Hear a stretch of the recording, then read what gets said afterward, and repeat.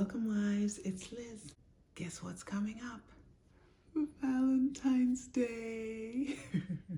Do you have your expectations up, and are you excited to see what wonderful ways you're going to be made to feel like a queen?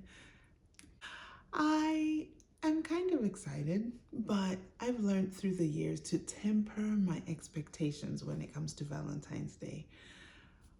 First of all, I think Valentine's Day is the worst day to go out on a date. So, word to the wise ladies, take the stress off your husbands and tell them that you can plan for a different day other than the actual Valentine's Day.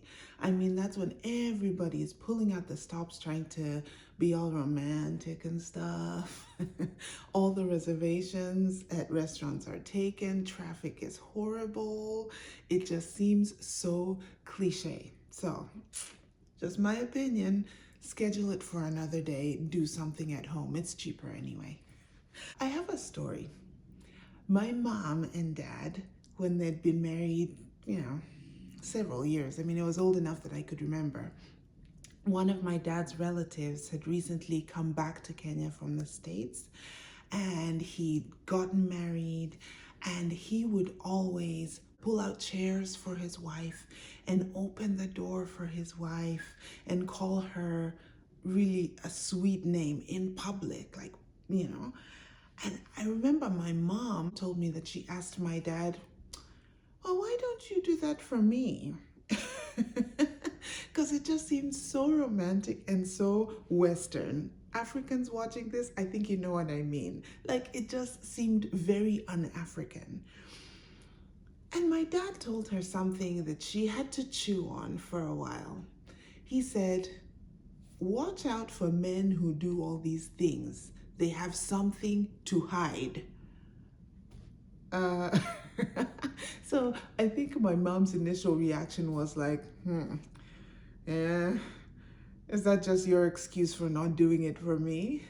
But as the years went on, that very relative ended up with a lot of things that he was hiding. So, wives, my prayer for us is that we mature beyond expecting big, flowery gestures. Because let's look at the way God loves us. Does God wake us up in the morning with like a trumpet of, I love you, daughter? No, it's just the little things that He does every single day. New mercies every morning. We wake up. We're in our right mind. We have the activity of our limbs. We have a roof over our heads. We're clothed. We're agile. There are so many little things that He does. And I would hope that we take that view when it comes to our relationship with our husbands. Let's just be so grateful for those little things. Honestly, with my husband and me, maybe it's a personality thing, but we're not really into the big flowery gestures like birthdays and big old flashy anniversaries and Valentine surprises. That's just not our thing. But instead, it's little things. Like, I'll never forget when we were dating, my husband and I, he would, when he'd go and get like a fruit from the fridge, he'd always cut it up and have half for me. I was like, oh, because I was really in my single girl mindset and all about just, if I wanted something, I'd feed myself. Maybe I'd ask, hey, you want something too? But for him, whatever he got for himself, he just brought me some as well. And those for me are the little things, the everyday things that happen so often in the year that tell me he loves me. Or even just thinking about me. Like, he'll call me in the middle of the day when he's on his lunch break to just check in and see how I'm doing.